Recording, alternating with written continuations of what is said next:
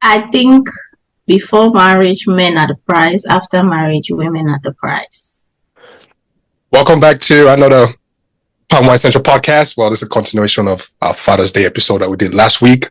Shout out to all the dads who were here, returning DJ Barack and Tabot, and of course my co-host Tutu and Therese. How you guys doing?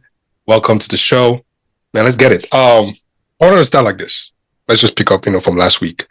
There was something that we did not touch on really, and I wanted us to start with that before we'll get into our main course, which was what is one thing that, and this is for Tabot and Barack, what is one thing that your father taught you about being a man that you've chosen to either carry on or just do different with your children?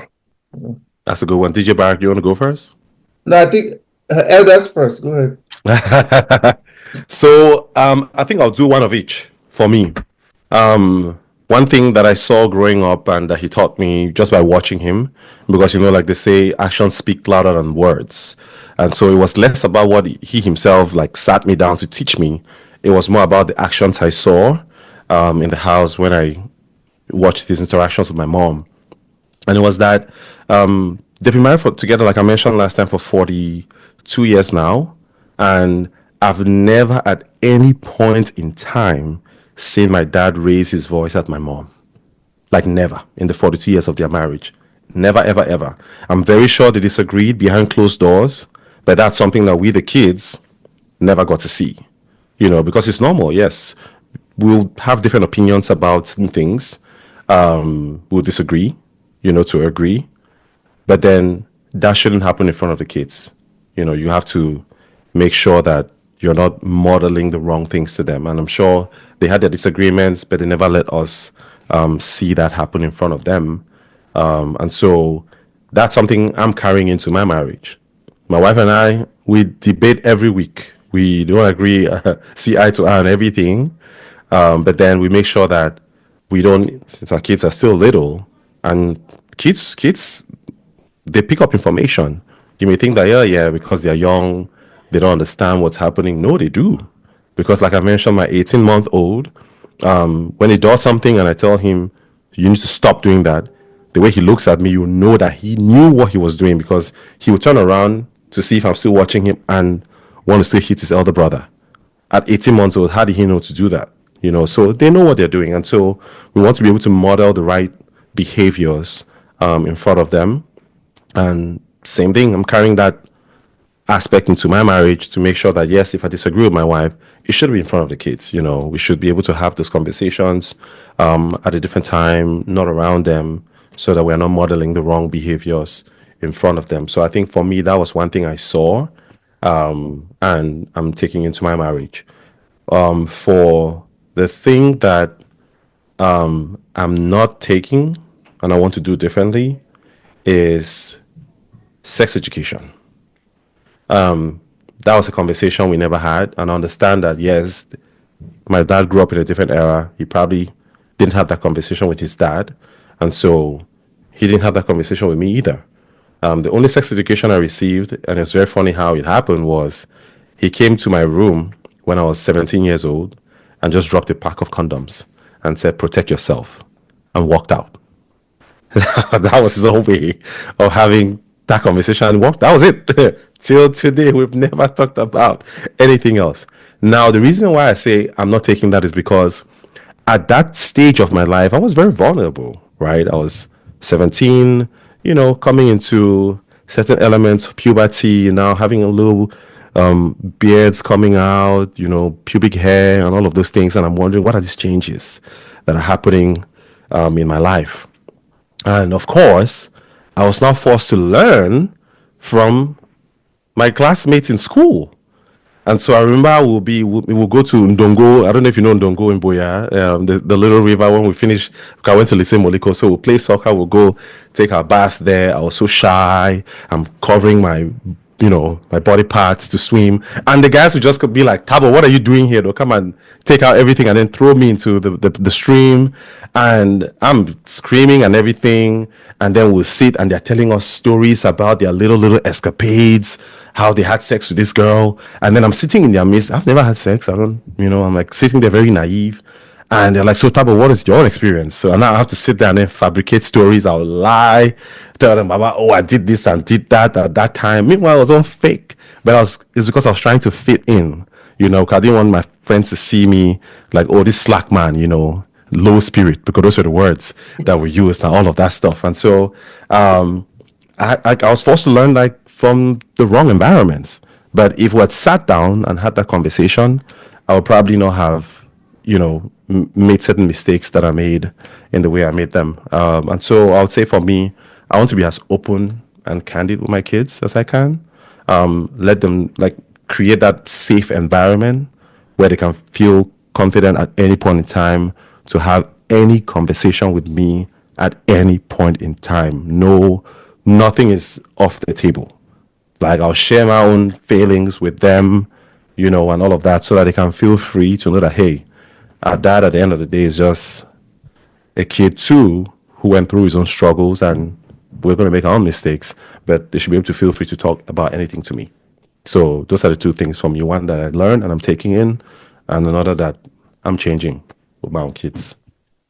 Yeah, no, I love it. That was nice. Ooh, I actually have a lot, but I'm gonna keep it short. Can you guys hear me? Okay. All right. The first one is, family, man. So my dad literally beat it into us like, hey, that's all you have, and that's all you'll ever have. So, to the wheels fall off, kind of, nobody's house is ever too far. Everybody is equal, and you have to stick together no matter what, because I think there's a statement, there's a say he always has this funny quote like, hey, you can, I actually mentioned this during the last episode that we had, but he said basically you could break a broomstick, but you cannot break a broom, meaning that when you guys are together, right, as one, nobody can really penetrate you guys because it's almost like a buffer. You guys have each other to lean on. So that really stuck with me, and my kids are definitely gonna have a piece of it, all of it actually, because they need to know where we come from, and they need to understand their cousins, their parents, grandparents, and everything. So that's one thing I remember growing up that my dad actually instilled in me. To this day, I love it. The other part, the part two of it is another thing I would not want my kids to inherit or I would not like to pass on to my kids. It's the whole African carrying everybody's shoulder, like everybody's on you, like relying on you for their daily bread. Cousins, distant cousins, relatives out of the blue.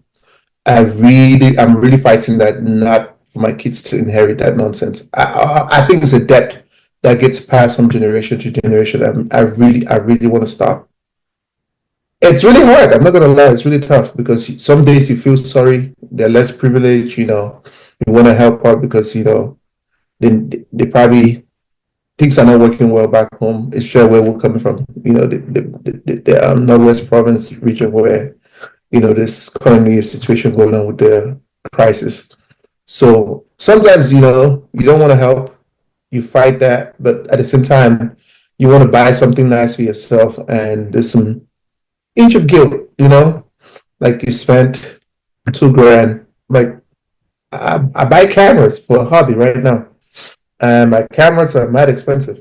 Only a lens alone is about what, 2,500 easy, 2,900, and sometimes I feel guilty, like maybe $200, $100 would have gone to somebody to help them solve one or two problems. But I got to a point where I realized I have to be a little bit I need to be selfish. They kind of have to learn to help themselves. Like you have to teach them to fish and not, keep feeding them. So that's the 2 points for me. Father's Day was Sunday. I would love to know how, you guys spent Father's Day. But before that, and also Digital Barack, there was a fan who was asking if you got your flowers on Father's Day. But Tutu, what did you do for Father's Day for your father? I spoke to him for like 2 hours. I didn't do. I'm the type of person that I like to actually be there when I'm doing stuff. So my dad is back in Maryland, so we're gonna do like a father's daughter date when I get back. Father's Day actually fell on a unplanned trip to Orlando. So I actually took my kids to Orlando for the weekend, for actually a whole week. Because last year, I really didn't do anything for them. So I was like, you know what, this year I have to do something for them. So we're actually in Orlando. Came back Sunday. So technically I was on the plane back to BWI on Father's Day. But when I got home, I ate and I changed my tire. Nothing special. Nothing special. Yeah. For me, it was like a two part, celebration. On Saturday, we had Father's Day cookout at our church. We had a soccer game with the men from other churches, so we got to play a number of games. Our team lost in the finals, so that was fun. And then on Sunday, which was Father's Day itself, my wife had prepared for booked a massage for me. And for me, I felt like it was the best gift I could receive, given the fact that I'd not played soccer in about 8 months because of the knee surgery I had. And then coming with all the body pains and the aches and the knees and everything, and then going into having that massage on Sunday, it was like awesome. So that was how I spent my day. Because of small soccer now, you brought your ball head out like that. Let me follow up on that question again. I don't mean to cause any troubles, but how was that in comparison? What did you do for Mother's Day for your spouse? I'm just trying to gauge something. Right. Yeah, no, for me, what I did for my wife was I know that there were certain things that she wanted to get. So there was a particular bag that she wanted, expensive bag. I got that from her. How much? It was like close to $700. Close to $700. So got the bag for her, and then I also got a particular dress that I knew that she wanted. So got the dress, and then had to go relax with her mom, and I paid for her mom as well. So they had a good, fun time together, mom-daughter time. So yeah, all in all, it was way more. Yeah, so those are some of the things I did. Did you get to take the dress off? Just asking for those in the back. No, I didn't. But I rest my case. He only had my face because I know his wife, so I don't want to feel laughing. That's good. DJ Barak, what about you? Man, this guy's putting us to shame, man. You got her a card and some balloons. A card and balloons. That's why they get shishi. Because women don't forget to, like, when I called my dad to wish him happy Father's Day, I was talking to him as well. I was like, so how is it going for you? He was like, man, I'm just here in the house. Like, your mom has never even wished me happy Father's Day. So I was like, what? I said, give her the phone, let me talk to her. So my mom was in the room and he went and gave her the phone. I said, Mommy, I thought that there'll be some food in the house, some wine, like, a few things. She was like, but he has never wished me Mother's Day too. So it was like, I kept on laughing. I was like, wow, look at these people. So I said, okay, you know what? Can we start on a clean slate? From next year, Daddy, you would wish Mommy happy Mother's Day and do something, and then she's going to reciprocate it. They all agreed that, okay, it's going to happen that way. So, yeah. I was not trying to stir any trouble. I was just trying to. No. But I mean, I see what you're saying, and I get it. Yeah, I get it. Ladies, take notes. Rocky's still answer the question, though. You say he doesn't remember, right? Which means nothing. Okay. I'll leave it alone. Because if your wallet bled, you would have remembered. You don't remember. He changed tire too. He changed tire that day too. I don't. No. Oh, actually, I do remember now. Yeah, flashback. Yeah. So last minute, I actually got a custom balloon, right? Mm-hmm. With a name on it, flowers, and a card. My son and I bought Mother's Day balloon, a card, actually with some money inside of it. Here's the funny part. That balloon sat there and I did not get a sweet thank you. It's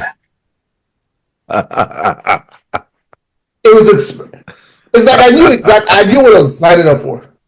But I still did it though. Because it was last minute, that's why. No, she wasn't home. She came back and said, she wasn't home. Yep. Okay. No, she did not know it was last minute. I knew she didn't. Yeah. And you just outed yourself. Oh Lord. That balloon's still sitting there too, huh? No, that joint boss. That joint gone. And here's the thing, right? I don't know, man. I really don't know. I'm holding my tongue. Hold it. I don't want you to Hold get it, into trouble. yes. After this, please Don't get into trouble from the pod. Hold it. I want to ask the both of you this thing, right? Mm-hmm. I'm assuming that this is both of y'all's first time around fatherhood and marriage, right? But the things that we don't know yet, and then we'll have all these concepts about, when I'm a mother, I'm gonna do this, I'm gonna do that. What are some myths that you had? Give me one of each. One myth that you had as a father, and as a husband that you are living and seeing the complete opposite right now. You're like, boy, was I wrong. I'll go first. Go for it. Sex every day. That's the point I had.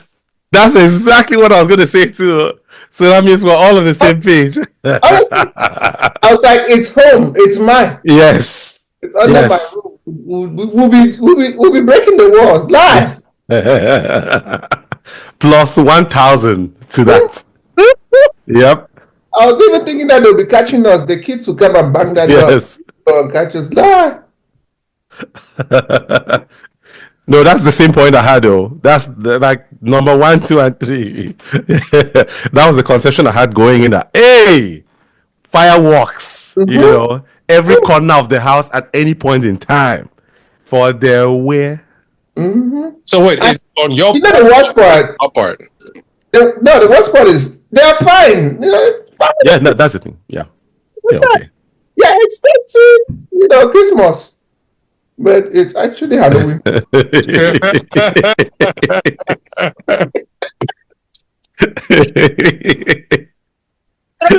Another one in there, since both of you all had the same one. Hold on. Let them break that down. You guys go break it down. Like, what does that mean? Break it down. And is it y'all or no? Absolutely not us. Because y'all was saying it's her. It's not us. No, it's not us. Because if it was, then it's not going to be, point with raising, right? It's not going to be. True. Yeah. What is the issue? Well, I'm begging and they say no. What do you Yes. Legit.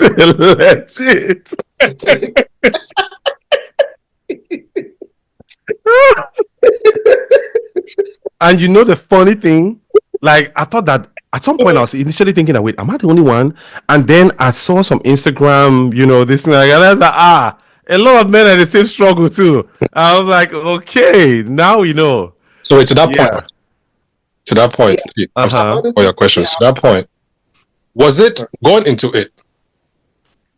Did you have the perception that it was going to be magical, and then you get it's not what the perception you had, or did you see the signs that it was not that it's going to be the way it was, but you just wanted to believe that it would be different? I don't think you see it there. I don't think you see it. So because there are a number of reasons that they give. One is, especially when kids come into the picture, that's one major one. Oh, I'm tired. Can we do tomorrow? can we do after tomorrow? You know, so it starts moving. The goalpost starts moving. Now you need to negotiate.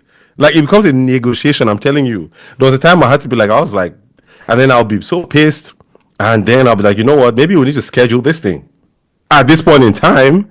Because we cannot just be going like this and that. We have to agree. If it's Monday, Wednesday, Friday, then we have it scheduled that way because I cannot be taking this thing, you know. So it's things like that oh, I'm tired, you know, the kids were a little bit draining today. Oh, work was a bit stressful. Can we just do tomorrow? You know, and then the goalpost is moving like that. Now you're begging. This night is like, I'm really tired. Like nah, I'm not feeling. Let's just do the next day. So yeah, it's mostly yeah. I think especially when kids come to the picture, yeah, it changes the game big time. Big time. Jeez. Man, I think you nailed it. For me, I honestly saw a significant change. Like after kids came, Yeah. it was like I was dealing with a different human being. Yeah, legit. That's what I say when kids come, yeah. Woo! Shift. I'm telling you, like we tried chair, kitchen, everywhere. No, And then you know you start feeling bad now, right? AKU, because it's a legitimate excuse or reason. Like, oh, I've been tired, the kids, this and that. correct. What would you say? No, I'm saying because if you have to push back now, it'll be like you're the bad guy, you know. So you're not like, okay. Huh? That's where you beg for just the tip. That's what you beg for, just the tip. Nice. Or sometimes, okay, how about the hand, you know? Or No, wait. To answer that, talk scheduling? without you don't have to answer if it's too personal. Is scheduled sex better? No, I think I answered my question. Uh-huh. Yeah, I'm about to say is scheduled sex better than impromptu sex, but obviously impromptu sex. But if you schedule it, it's like, okay, yes, this is what I want, or just because I need to release. As a man, think if it's it's gotta every be day, Romantic. Yes. Okay. Yes. Hey, T, what'd you say? she says No, I that. was just saying that scheduling, the fact that it's scheduled doesn't make it less romantic. I mean, No, yeah. I think It it's doesn't. intentional. Yes, it's intentional. And you know, to be quite frank with you, because we did premarital counseling, you know, for about a year in our church while I was in Mauritius and she was here. And our pastor actually mentioned that during premarital counseling. For me, in my head, when she was talking about the fact that, oh, don't worry, you find yourself scheduling sex. In my head, I was like, yeah, that's never going to happen. Like Exactly. that was the attitude I had while she was talking. I was like, this woman does not know what she's talking about. Nah, I don't see that happening because for me, it just sounded weird. Like we're scheduling it ahead of time that, okay, it's going to be today, it's going to be this, it's going to be that. Like, why? Because I was like, it has to be impromptu, you know, at any point in time, we're ready to go. Until it started happening, then I was like, oh, wow, this is what the woman was saying, and it's true. And yeah, like T was saying, it doesn't make it less romantic at all. Yeah, and it helps also resolve a lot of the tension and the arguments that you would have had, you know, because like like DJ Barack was saying, the worst part of it is for you to come that night and you want to touch, and they're like, no. That feeling of rejection. Sometimes I'll just turn around to the other side of the bed. Now I'm sleeping and I'm pissed. Sometimes I'll just walk out, go to the basement and play video games and actually sleep in the basement. You know, like, yeah, just to, and then I wake up the next day, I'm carrying that face around the house, and she knows exactly what the problem is. You know, she'll be like, what is wrong? I'm like, you know. And then she'll be like, okay, now today is the day, you know, I'm ready for you. Yeah, no, so it's a, I'm telling you, it's interesting just to see. No, it's legit. It's a It's a very. legit thing. I'm telling you, it's bad. The waters are dry. Yes. Sometimes I'll even die to pay rent.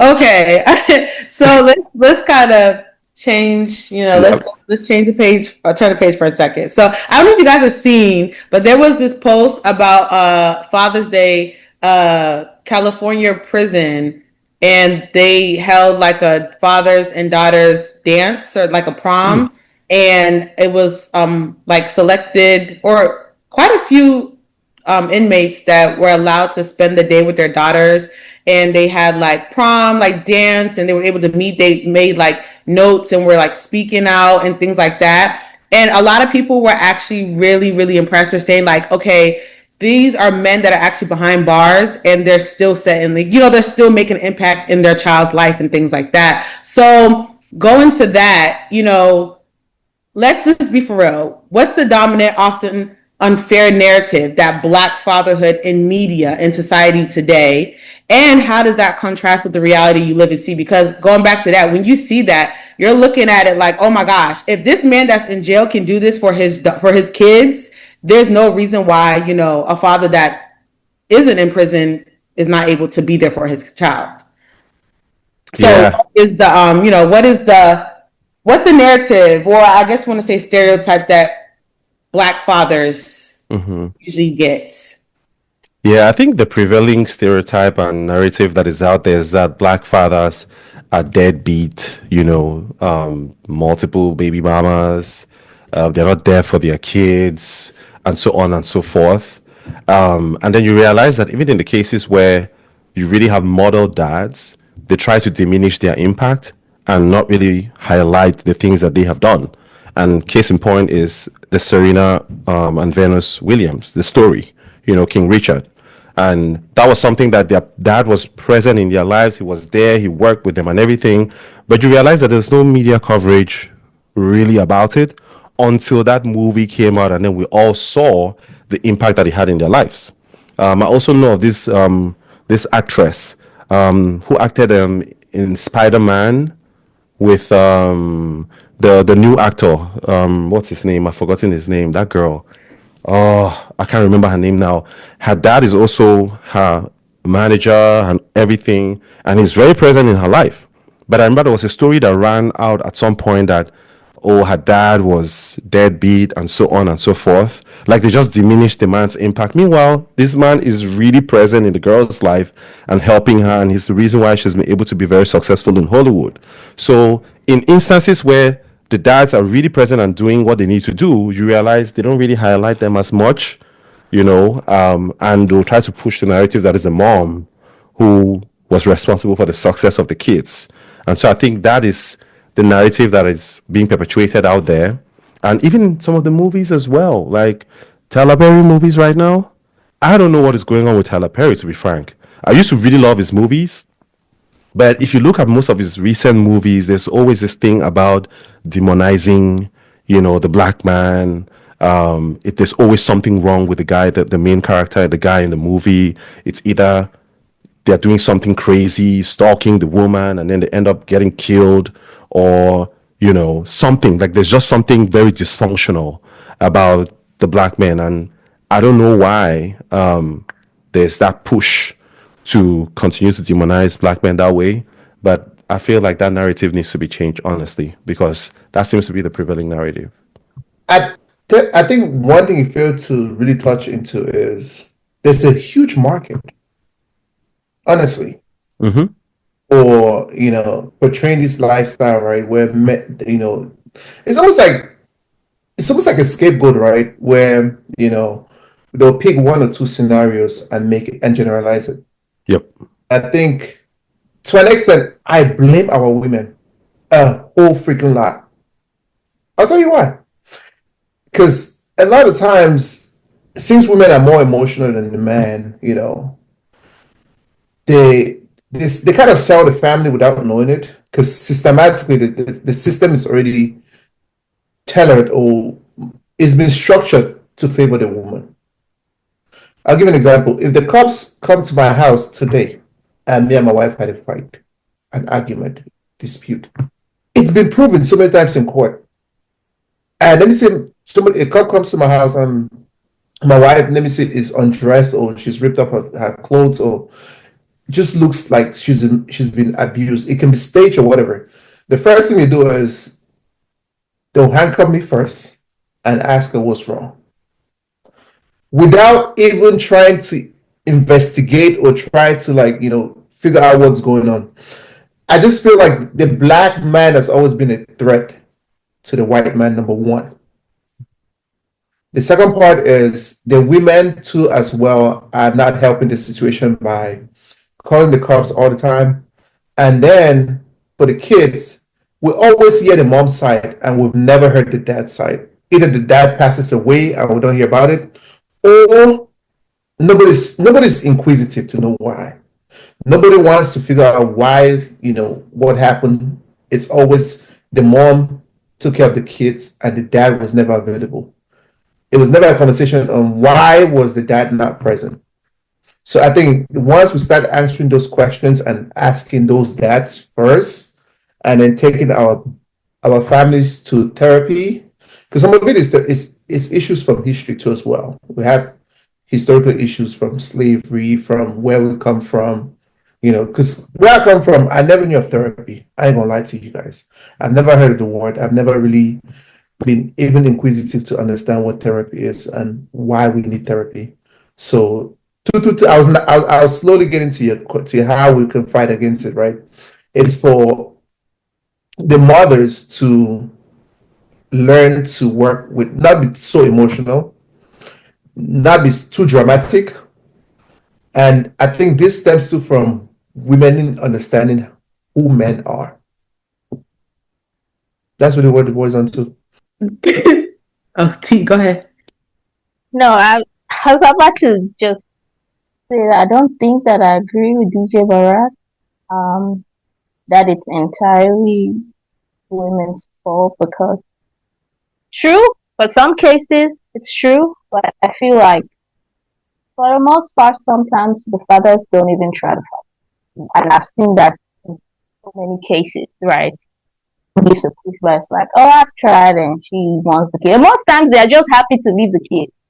Especially coming from Cameroon, they say, well, if you keep on picking, you can't find me. And they walk away. You've heard that thousands of times. And they don't even try to fight. And so if you end up in a case like that and you give the woman full autonomy to create the narrative of the story, I mean, what else do you expect if you're not fighting back? To add to that, T, I've seen this play out like many times. Take, for example, the man is doing all he can as a father of the home and, providing all of that. Mom doesn't really get to, highlight all the times on all the things that he's done. But then the moment where the woman starts or the mom starts providing, let's say the man is maybe falls on hard times or something, you get to hear more of it. Like you hear it. And I've seen it even with my parents. AK, please don't clip this part of it though. This part should just stay in the podcast, but we'll not make a highlight out of it. And the reason I'm saying this is because my dad was, top dog, doing what he did when he was working in government and everything. And he retired super early. He retired when he was 50. From that time when he retired, my mom was the one who was, sharing the affairs of the house. And all the time that my dad was working and doing, we never really heard, much of nothing. Never this, that, and that. Oh, well, sing praises to him. But the moment he retired and my mom now was the one in charge. Oh, yeah, we had it. We had it. Always telling the kids, oh, your dad, this and that, blah, blah, blah, blah. I've had to buy this. I've had to buy that. I've had to buy this and I had to buy that. And if I was looking at it from the lens of, just what she was telling me, of course, I was grown. I could make my own decisions. And I know what the man had done. There was no telling what he had done as the head of the home and raised his siblings, raised her siblings. They all came through our house, built the house for, back home in Manfe for his siblings, the mom, the grandmom, all there. He had done a lot of things. So now that the man is retired, how come he's not getting the credit that he's supposed to be getting and we're only hearing the negatives? And so sometimes I ask myself that question. If things change for me today, am I also going to be hearing, the other side of things? Only God can tell, right? We don't know. So just saying again that, I mean, my men sometimes are not given the credit that is due them, especially when they fall on hard times. It's not sometimes, all the time. It No, no, cannot I be know all the that. time. It No, cannot be. no. I'll tell you why I say all the time, because I've had this issue with my wife as well. And, sometimes it's good to go personal. And, we have to say things, even where we're uncomfortable saying them, right? And it helps a whole lot because with us telling our little stories here and there, it's important we shed light on some of these issues. I'll give you an example. For instance, my wife, I asked her so many times, when was the last time you spoke to your dad? Because they moved here from Cameroon. The dad is still back home. And I'll ask her, like, I'm pinching her intentionally to find out, like, hey, when was the last time you spoke to your dad? Silence. I already know the answer to it. It's silence. I know how I know, because the dad tells me that you call me more than my daughter. And it breaks my heart like crazy. Why? Because I lost my dad when I was like what? I was still in college. I was like early, still I did not graduate college yet. So it really breaks me when we take dads for granted. Why? Because they suffer and die for us and go unnoticed. Like they really die in vain. Yep. And it hits to the core a lot, So that's why I make the statements that I do make, that, we need to highlight a lot of this, that men, they die in silence, honestly. Right. Mm-hmm. Have you ever asked your wife why she doesn't call her dad as much? No, it just turns me off. I don't even want to find out why. See that? I think that in itself it's a problem. But I digress. Topic Yeah. for another day. Yeah, I digress. Yeah. No, I understand what you're saying. That makes sense. Yeah. Yeah. I think I need to. Yeah. Maybe when you do, then you would understand. Because sometimes it looks rosy and peaches, right? It's not taken away from those dads, right? Who put a roof over our head and paid our school fees and all those things, right? Sometimes it's easy to look at that and say the provide. Like now, last week we talked about the shift in what fatherhood is looking like. It's more than putting a roof over my head and paying tuition.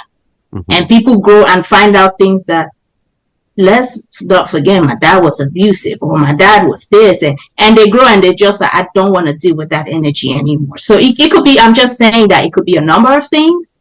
And so it might be best to find out, might not change your mind, but at least it might give you some kind of perspective into that.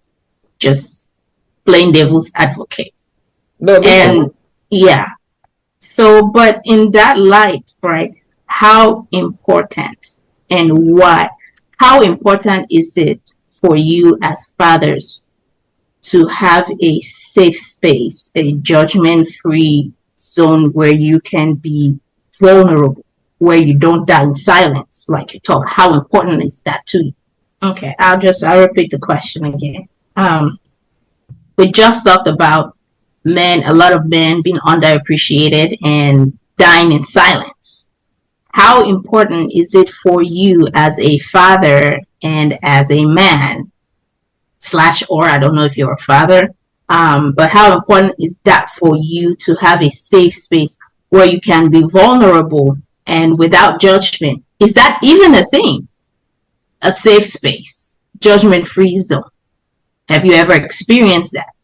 Well, first of all, I'm both. I'm a father and a man. And I'm also someone that is very vulnerable. I only get vulnerable around the people that I love, meaning siblings, parents, and kids. And sometimes I think it's okay to get vulnerable around kids because it's okay. I'm a boy dad, so it also shows the kids that when you have something going on, just there's multiple ways to show it. Speaking out, getting vulnerable, giving the opportunity to address it. Around the people that you love. So yes, it is very important for me to have that space as a father. To have that space where you can show vulnerability. And people don't say it enough. I think it's okay for men to cry. Yeah. it is totally fine. I cried, when my father passed away, and I cried when my mom passed away, and I think my boy was 2 year or 3 year old at the time. As far as having an environment to be able to be vulnerable, I think it's very important, not just as a dad, but as a as a brother, as a uncle. I cry around my siblings, and they know I'm vulnerable. They know I'm very sensitive. Again, everybody is different. People show emotion differently. Um, so I guess it depends, but I'm in favor of that for sure. Let me switch this question for you, Tabitha. We all want a safe space, right, where we can be. And for you as a man, as a father, I'm sure, through the course of our conversation, that is important to you. Yes. Realistically, is there really a judgment-free zone? Realistically, in your let's say in your marriage, if you're comfortable to talk about it, has there ever been a time when you've been vulnerable and then it came back to you and like, dang, I wish I didn't say that? Has there ever been a time that something has been thrown in your face, and how did you handle it, or how could that be made different? Okay, so for sure the answer is yes. I remember this one time we decided to take like a weekend getaway, went to Virginia, and I remember that day there was something we had argued about, and so now we're driving to dinner, and I brought the thing up, and I was trying to express how I felt about the situation, and my wife was like, "Oh, get over it. Like, stop being soft." Hey, God. I said to myself that who sent me? That's exactly how I felt. I was like, who sent me to raise this thing? I was like, so in my mind, I'm thinking, okay, we're going to dinner right now. We're going to have a good time. Should I just blow up the whole thing and then, like just let it rip? And then we have this argument in this car and we forget about the dinner and everything. And then, I was like, wait a minute. I just had to cool down first. I was like, do you hear what you just said to me now? If I had said this thing to you, this dinner will be a wrap right now. It will be a wrap. And so, yes, there's never a judgment-free zone. And sometimes I think that's what holds men back from really expressing how they feel. And she later on apologized for it because she realized that, hey, shouldn't have said that. And so she apologized for it, and we moved on, and we had a great dinner, and we all, had a great time. But then, yeah, that's what stops men sometimes from really expressing how they feel. And I agree with Yannick that, hey, I too cry. I believe that letting out those emotions is what stops you from doing crazy things. Because there are people who bottle that up, don't express it, and then you hear that this person killed somebody, and you're like, how did they do it? Or they hurt somebody very badly because they've been holding it and it just came out like, in an explosive way. So I believe in being vulnerable, and especially if you have like a community of men as well. So I have friends who are like brothers to me, who grew up together from way back when we're still teenagers, and we still have like good standing relationships today. I'm able to express myself to them and really go deep on certain things that are bothering me. They would also do the same. They're not ashamed to cry in front of me. I'm not ashamed to cry in front of them. And I think that's what has kept each and every one of us going. So it's important for us to be vulnerable. And yeah, there's no judgment-free zone. Yeah. DJ Barak, I saw you shaking your head about having stuff thrown in your face, right? But I want you to answer this for me, or just walk me through your process. How, because this is somebody that you get to do life with, right? And assuming that you agree because you've had stuff come back to bite you when you were vulnerable. How do you regroup and come back and be vulnerable again, and then come back again and come back again? What's your process like? Man, I saw Teresa, these your questions are legit.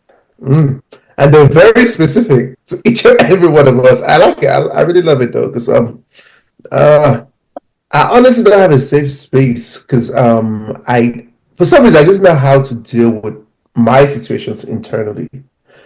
and I've dealt with them internally through music, actually. Like, if I'm sad, if life is hard, if life is miserable, I either DJ where I go where it's lively, where people are lively, happy space. That's my therapy. Then my kids as well, just playing with them, laughing with them is my therapy. Then going for a walk with my kids, and then sometimes just fighting with my wife, literally calling it blunt as it is. Like the times when I was so blunt, it was scary to me. Yeah, like literally, when I mean blunt, I mean like as blunt as you can imagine. Because I'm one person, I don't hold my tongue.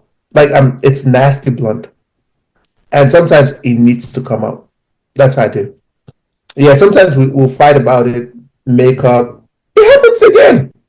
So we just find ways to fight and fix it, make up sex sometimes. But honestly, it's just you have to get it out. And getting it out, like I mentioned, is through what I love to do, music, or I find something that I like to do.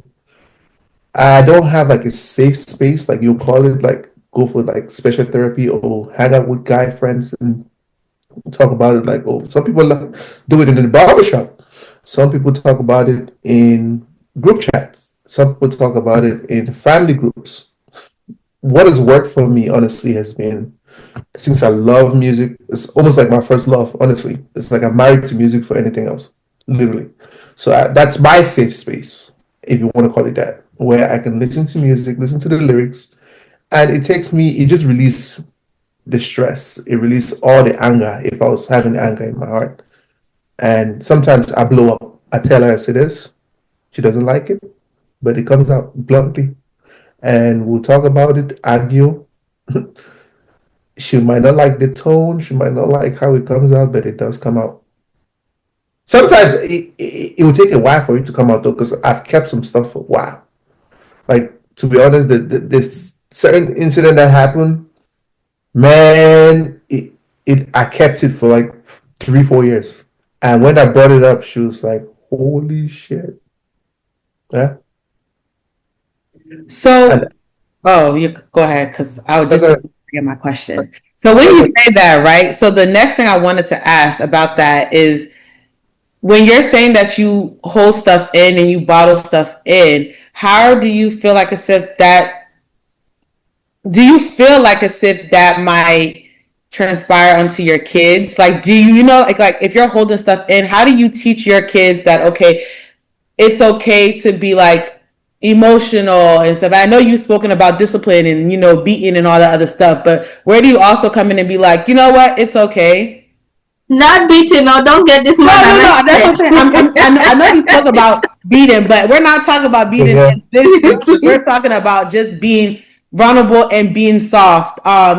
Just like how we said with the like, if you have a daughter, just being soft and vulnerable with your daughter and things like that. But when it just came to me because when you were talking about, just bottling things up, I don't think that's something you would want to, teach your kids to do, right? So just like how do you feel like as if you're going to, as a dad, sit down and say, hey guys, it's okay to be emotional. Like it's okay to feel this way. It's okay. Like what are the steps that you're gonna take to make sure that they are emotionally available to come to you or your wife or whoever if need be?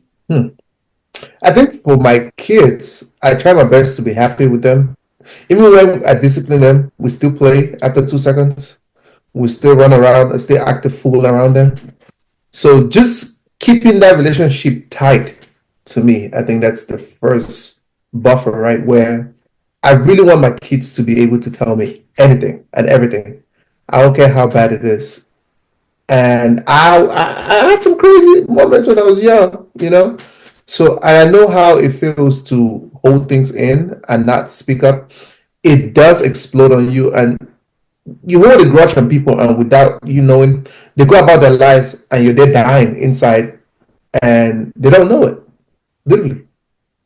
And you can be dying inside and nobody knows, holding grudges and be angry at your spouse for stuff they did or did not do or did not treat you a certain way. But for my kids, it's just being able to create a relationship where they can come to me on anything, any topic, whatever. And that's day-to-day happiness with them. So That's how creating that relationship. That's my process.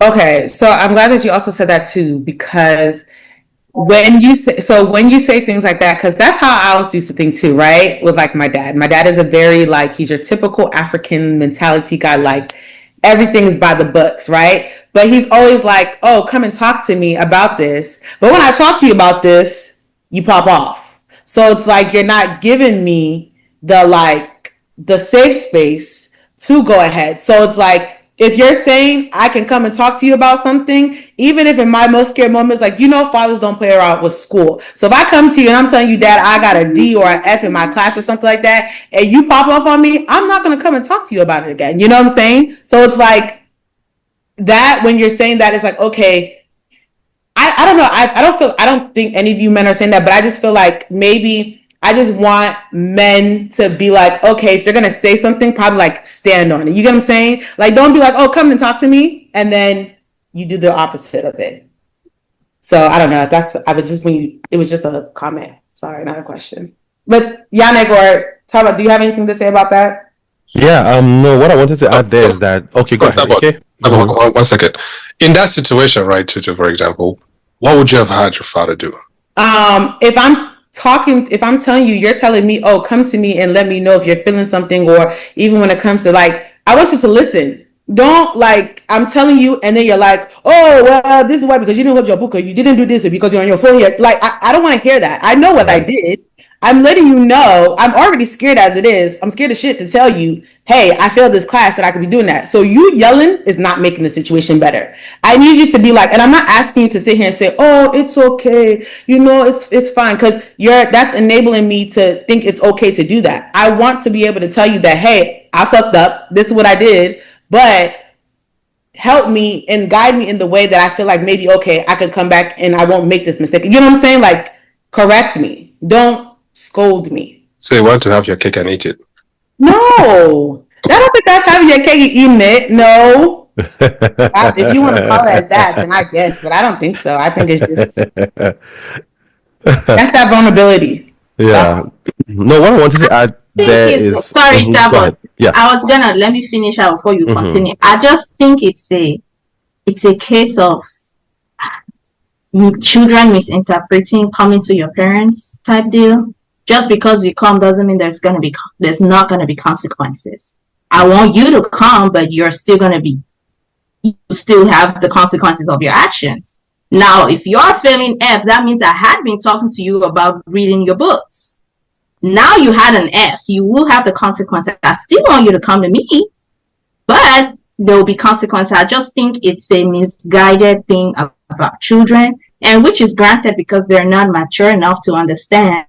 But just because you come to me and I make it a safe space does not mean that, I'm not going to yell. I will still yell and I'll guide you. But I just think that maybe it's also a misguided thing about children coming to their parents. Just because you own up does not mean that, she's still not going to follow you. Yeah, I think so. I think this vulnerability issue, I think it just hit home actually, because African parents have instilled some level of fear in their kids. I will be blunt honest. There's some level of fear where you might have the intention and the good heart to come to your parents, but in the back of your head, it's been instilled in you without you knowing it, right? Where you're just even scared to even approach, to even want to say, Dad, I got this girl pregnant, or Dad, I'm pregnant.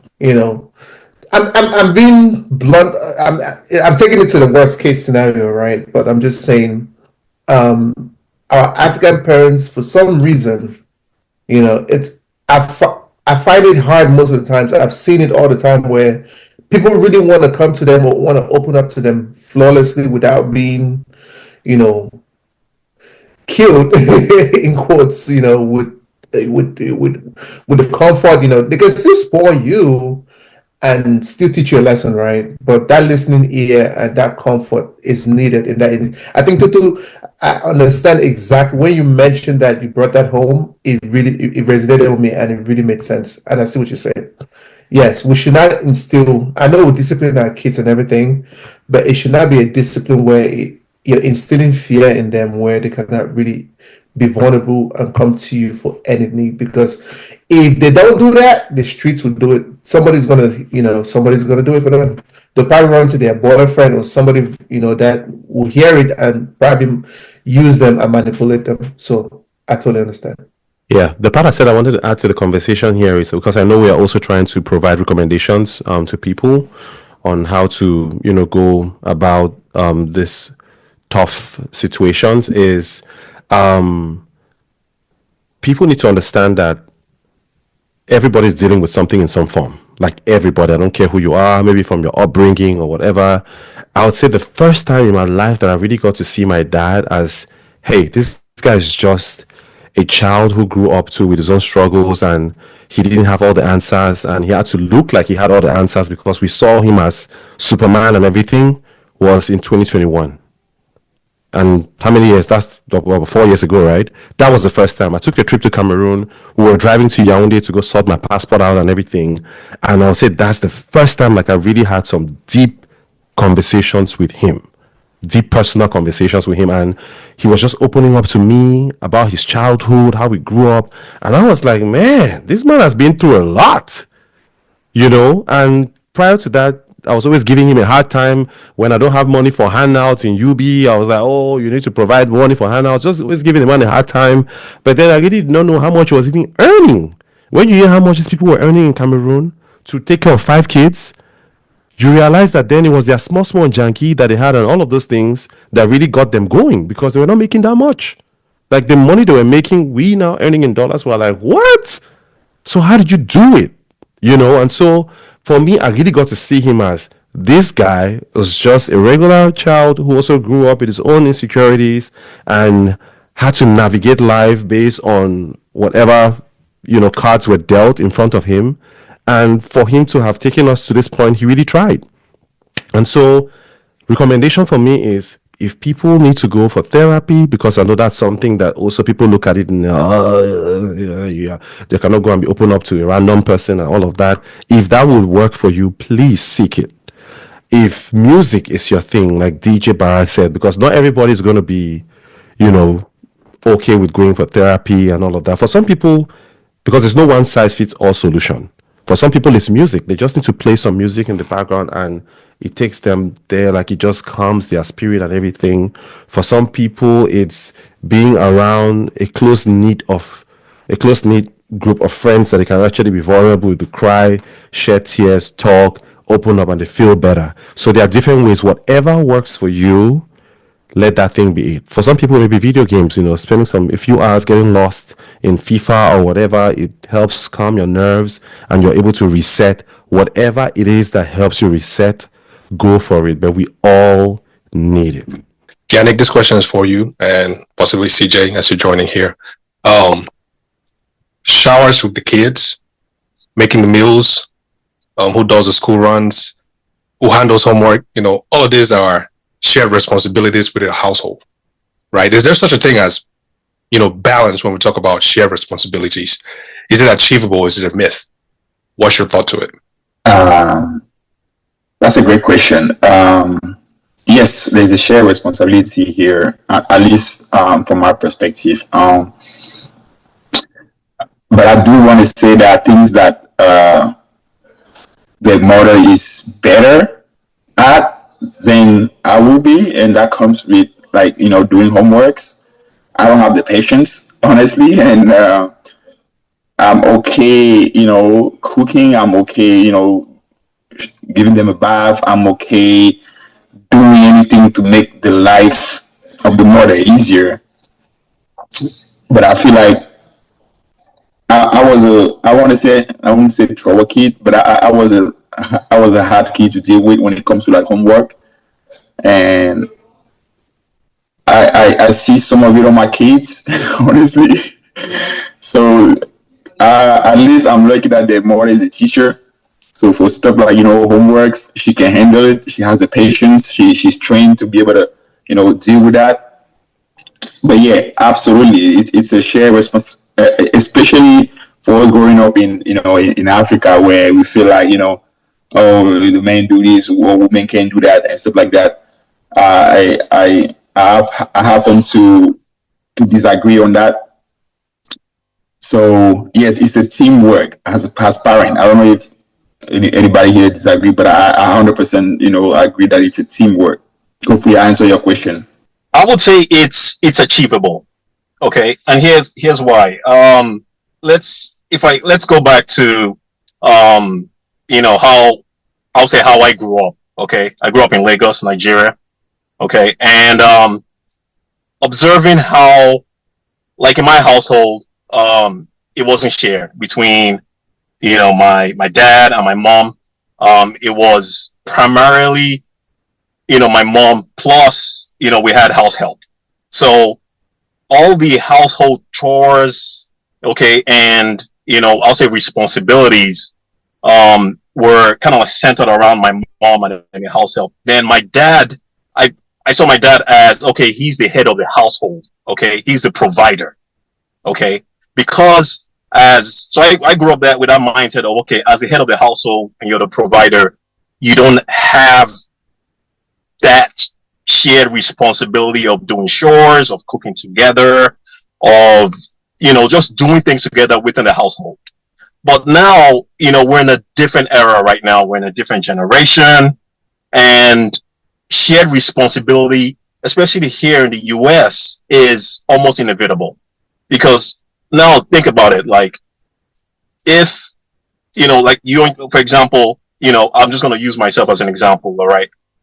We come back home and it's like, okay, for example, food, right? Especially those who cook at home, okay? You come back home and, there's no food. Now, for example, let's say your spouse travels, okay, or your significant other travels. What do? Okay, so situations like that is you have to take up that role of like, okay, you know what? I'm going to go ahead and cook. I'm going to go ahead and clean, especially here where you don't have the luxury of getting a house help. Okay, there are those who can afford to get cleaners, to come and clean their homes, or those who can hire a cook. But if you don't have that luxury of doing that, or hiring help or assistance, where you have to do everything on your own, you have to step up. I'm like, you know what? I'm going to do this because one is my significant other is not around. I'm the only one at home. Or, for example, let's say she's at home and, for whatever reason, she doesn't have the capability at that time to like do things, for whatever reason, either she goes to work or whether she's sick, so as men, we need to kind of step up and share those responsibilities of cleaning, cooking. So whatever household chores that are done within the home, okay, should be shared, with your significant other. So that way, and not only that, one huge advantage of sharing, okay, it's a way of bonding with your significant other or partner. Okay, so it just brings you guys together, whether you guys are cooking together, whether it's on weekend, or whether you guys are cleaning together, or whether you guys are arranging stuff, or it's just a way of bonding with your partner. It's a beautiful thing. So that's where I stand. I'm all for shared responsibility. I'm all for, not only sharing things, but at the same time also, expressing, also that communicating, because the dynamics have changed right now. Like I said, we're in a different era right now, and the more we share, the more we communicate, okay, the better and stronger that relationship becomes. If that answers your question. Yeah, I just wanted to piggyback on what CJ mentioned. For this portion of this segment, I swear to you guys, I'm really gonna take a moment of silence for the women. Bluntly speaking, when it comes to responsibilities and chores, I swear every man needs to bow to their wives, because honestly, we suck at it. I'll start with that. I personally suck at balancing those responsibilities, right? be it helping to clean the kitchen, the dishes, mop the floor, change the bed sheets, help with the kids, meals. I see it every day, and I'm not gonna lie to you. It's a movie. It's hard, and I'm pleading with the women to. CJ mentioned this so many times in his while he was talking, and I was nodding my head. Please, women, communicate with us, men. Help us. We want to help you guys so much, but I think there's a little bit of disconnect where women feel like the burden is fully on them to do a lot of these house chores because they're women. But I honestly think most good men or people with men that really mean well or want their house to go well, we want to help. We just don't know how to. Honestly speaking, I'm speaking for myself. So I'm pleading for women to tell us. If you have to repeat it 10 times, please do it. We will do it. We can do it.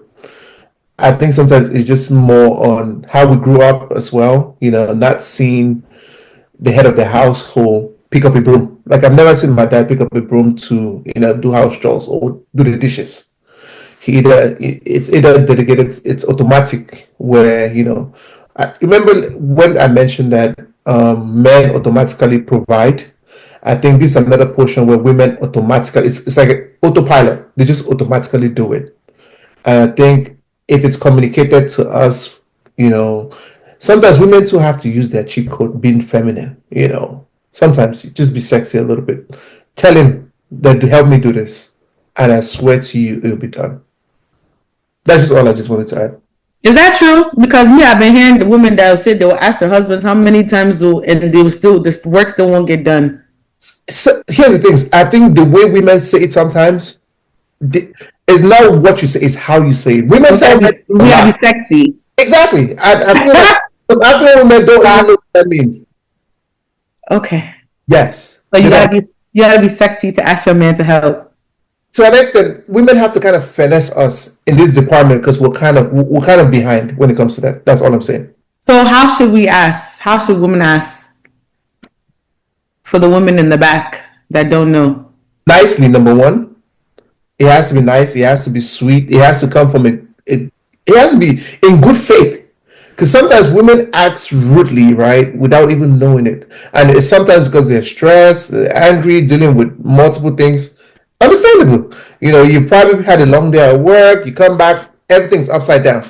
You understand? And you don't know how to go about it. And you say it in a passive way where we look at it as, I just dug up a grave, or I'm doing crazy shits as well, I'm trying to save the world, and you're being rude to me without you knowing that you're being rude to me, or you're being, or you can dress nicely and just smile and say it. It goes a long way. Question. Yes. Hold on. So let me get this straight. Say you both come back home from work. The kids need to get showered, homework needs to be done, dishes need to be washed, there's laundry, dinner needs to be made. You are still expected to be asked to help. Like, this is your home, you walk in, you gauge. Where can you jump in? Can you just jump in? Why does she need? Is that need to ask when you see all that needs to be done? No, that's where I wanted to That's stay. where the frustration comes out from. I don't agree with DJ Barak. I'm putting it out there. Why do you have to be asked? I don't agree with him. He's on his own in that aspect, because I also believe that because let me finish and then you go. So I also believe, like Terence is saying, it's a shared responsibility. Like CJ was saying, these are my kids. You don't need to do all the whatever it is to cajole you to do it. They're your kids. If she doesn't do it, okay, then the kids will stay, not have their bath, they'll sleep, with whatever they're sleeping with. But the mom is always going to be more caring, and she don't want to see her kids that way. And again, that's the reason why sometimes women get frustrated and they get to do these things, because you ask the man that, okay, do this. And it happens, and I agree that it happens even with me. Sometimes she'll be like, babe, the kids need to go to bed. Can you, take them up, go shower them and everything? I'll be like, oh yeah, I'll do it in 30 minutes. And then I'll keep dragging. I'm doing something else. And then before I know it, she's taking them upstairs give them their bath, and then put them in bed. And now she's mad at me, and I acknowledge that it's like, yes, I was wrong.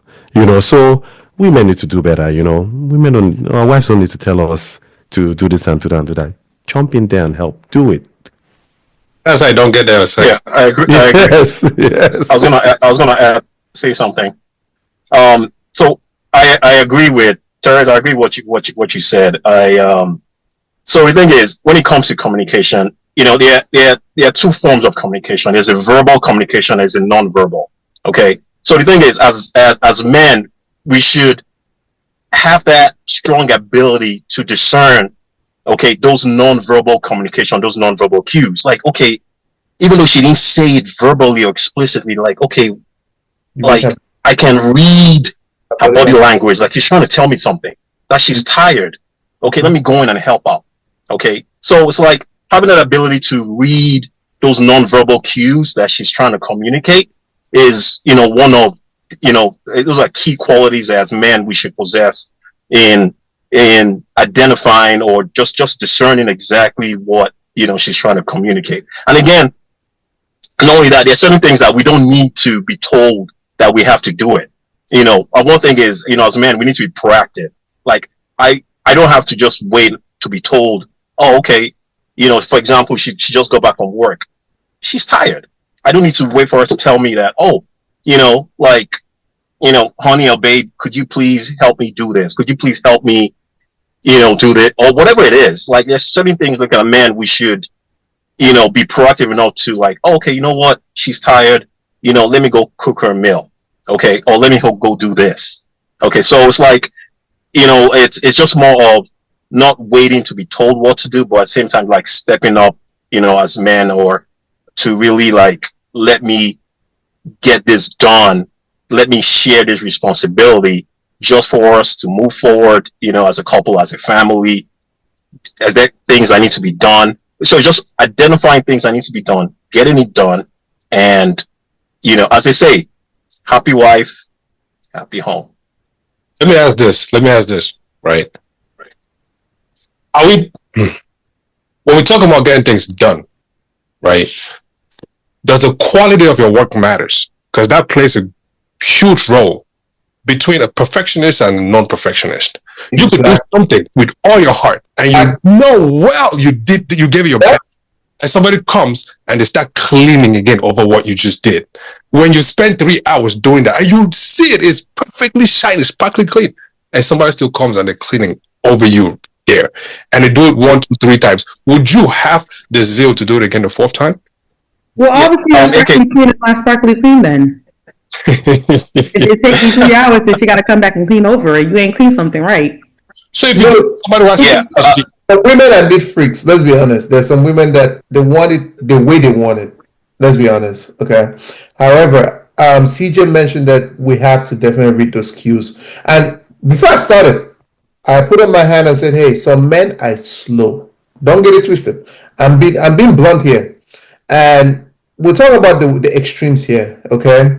So for the men that don't read those cues, how do you do? Do you divorce them? How do you go about that? That's the whole point of me bringing. How do you macho the situation without being angry or explosive, right? Because you getting angry and him getting angry doesn't solve the problem. So how do we macho that situation where the man is not able to read you or read those situations and clean up when you need him to clean up? And that's why, CJ, I keep saying communication, because yes, some women want things done the way they want them done. And that's what AK was alluding to. You can still do it or shower the child and wear the socks in the wrong foot. Or you can wear colors that don't match and it's a problem. So it has to be explained. So some things have to be communicated. Be like, okay, if you know your spouse, right? And that's really what it really boils down to. You really need to know who your spouse is and communication, right? And say, hey, this is what I expect of you, and this is what you expect of me. Sometimes that line has to be drawn in some cases. So in a perfect scenario, like CJ mentioned, yes, you should be able to read your wife. Know when she's happy, when she's sad, when she wants to cry, when she needs you to cook for her. But we're not in a perfect world here. we're in a world where, you know, there's scenarios where all men are not the same, all women are not the same. You understand? So how do we bridge that gap? That's my whole point. That's my whole question to you guys. While I agree with AK, your point about men being slow is what is being called weaponized incompetence. Because you cannot be a grown man and you cannot tell the difference between a left sock and a right socks. And you cannot tell the difference between yellow socks and there are certain things, right, that goes beyond say. You cannot be 40 years old and you do not know how to dress a child.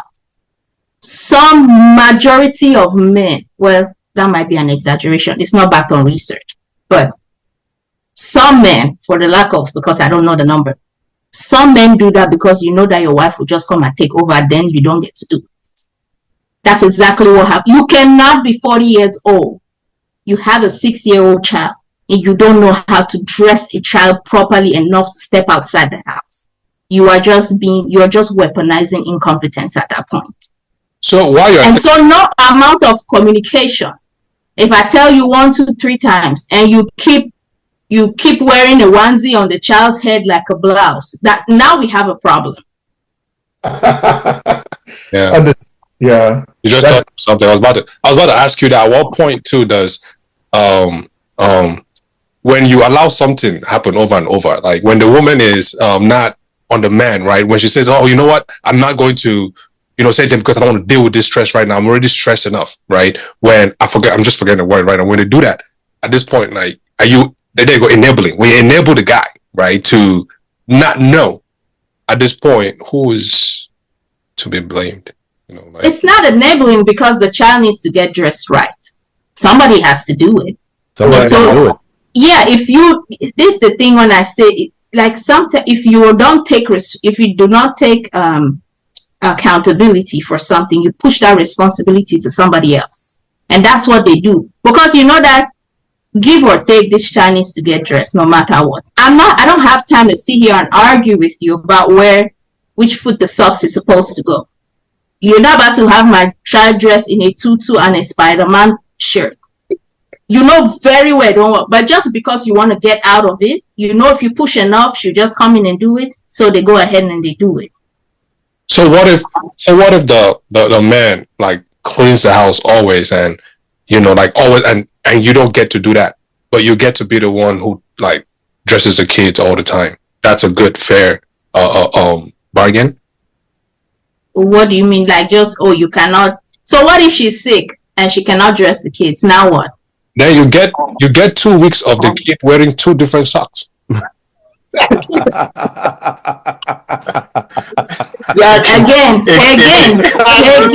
weaponized incompetence. No, that's what I'm saying. And that's why our mothers don't rest when they are sick. Right. Always on their feet. They're always on their feet. They're still Because sometimes the men act like they don't know left from right. And that's so true. That is so true. But that's because it still goes back to them. Like, they have enabled, you know, the men. Like, okay, take for example, you know, some of our uncles, dads, you know, when the moms are sick, they still have to go turn fufu for them. They would not go and eat cold fufu that was cooked 2 days ago just because, you know, they are bosses, you know, of the house, you know, type, you know. So who's to be blamed? Them who want it and they've been getting older, mother who would not want to rest just because they want to see, you know, their husbands happy. I mean, regardless of what, even if they don't have to cook or do anything, they'll still find something to do, you know, and not rest. So, I mean, but that's what we're saying. That's on her own terms, though. Yeah, that's on her own terms, and that brings me to a question that I was gonna ask. Right, there are some men who have this whole alpha male thing. And there's no the man, I'm not touching a diaper. I would not be caught dead in the kitchen doing dishes or rinsing bottles. God forbid I tell my friends I can't go out because I'm here with the kids. They have that alpha male thing going for them. But now you have the flip side of it, where you have men who take care of the kids, you have men who help out with household. They call better or sim men. What's your take on those labels that we're having now in society that are going to different men? What makes a man a sim? What makes him better? What makes him alpha? What's a simp, first of all? That's a good. He's I think sweet. it is for a man who like He's publicly sweet. honors a man, his wife, and hears her, and pretty much a man who is completely sworn. Or Russell Off his feet. Wilson. That's Love his wife. Russell Wilson. You know, that type of thing. Yes, that's a good example. Very good They- example. Russell Wilson Yeah. is called a simp. They call him a simp. I don't think he a simp, but that's I don't a think cute so, simp. too. I love me a simp. That's it. That's what simping is. Then hey, I'll take that simp because yeah. But basically, men like him that Yes. basically go above and beyond and provide. Yeah. Anyways, guys, I who wanna- want to start? CJ or Yannick, one of you. Yeah, one of you. Oh yeah, go. So it's simp, alpha male, beta male, all the above. It's if we look at how society has redefined men, okay, partly social media, okay, because think about it, growing up, we didn't have those stereotypes, okay. Going back to how I grew up in Lagos, there was just one definition of a male, okay. That's the true stereotypical African man who is confident, bold, ambitious, responsible, okay. And now it's like we are here, new era, new dynamics, social media influence, and now we have these different categories of men, okay. And do I agree with these different categories? It depends, okay. It's more of, well, is there a cross, like, or is there like, do these different categories, are they all like intertwined in terms of like, are there certain characteristics of one category that spills over into another, or is there like a universal characteristic, okay, of all these categories of men? Like, for example, let's pick confidence, okay. Are any of these categories, whether it's a simp or an alpha male, well, okay, if we start with alpha male, and one of the core, characteristics of, or this thing of an alpha male is confidence. He exudes confidence. He exudes that, that alpha masculinity that, okay, yes, I'm the man. I'm supposed to do this. I'm the one where I dominate. Let me put it that way. Okay. So, and then you move on to the next category, okay, of a simp. I'm going to leave that to others who know more about simp than I do. So it's like, so are we saying are simps not confident? Are they not responsible? Or are simps just restricted to just being told what to do, or sometimes they go above and beyond to please whoever they want to please, okay, just to be on the good books on the other person? So, one thing I do believe in is, as men, I know there are certain core responsibilities, there are core virtues that we should have, okay, whether single males, married men, to really not only redefine the stereotype that society has placed on us, okay, but for the sake of like, okay, here are the core qualities. I'm a man, I'm a married man who believes in 1, 2, 3, okay. And again, going back to shared responsibility and other core values that you possess as a man, regardless of the category, just to move forward, be a role model to others, okay. And when you look up to, and that's one thing, my dad taught me, in terms of, being a role model, but at the same time, leaving a positive legacy, for the next generation to like, oh, okay, this is what I did, this is what I achieved, and other people can look up to me as a role model, whether a role model as a family man, whether as a role model in one's career, or whether a role model in just in the society overall, and passing that to the next generation.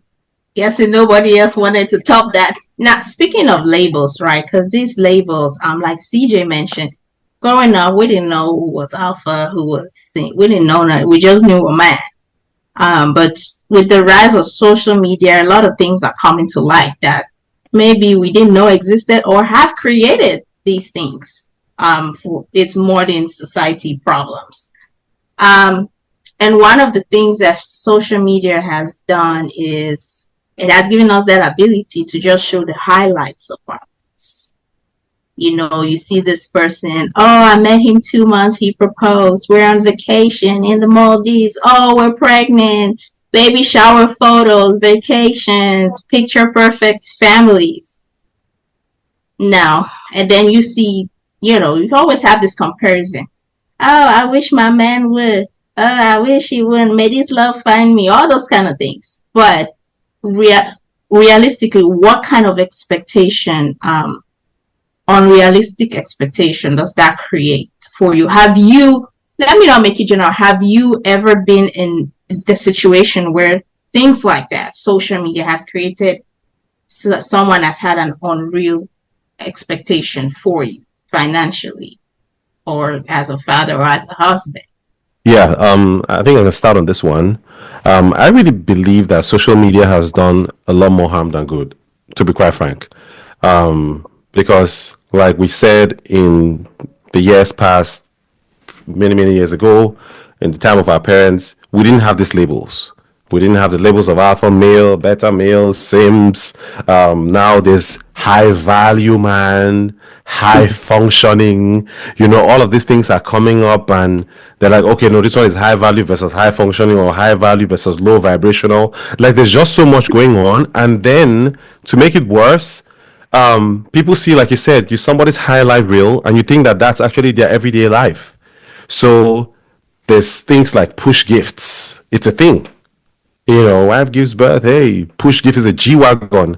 And so your wife is there scrolling social media and she's seeing a G-Wagon that was bought for her, and so somebody else on social media has a push gift. They're now thinking to themselves, when my own push gift will come, what's it going to be? Is it going to be a G-Wagon or a Toyota Camry? Or maybe not even that. Maybe even a box of chocolates or something. And then now they're probably comparing, and it's led to a lot of breakups. Like, marriages have ended because somebody is here sitting and comparing, her own life with somebody's highlight reel, not knowing that all that glitters is not gold.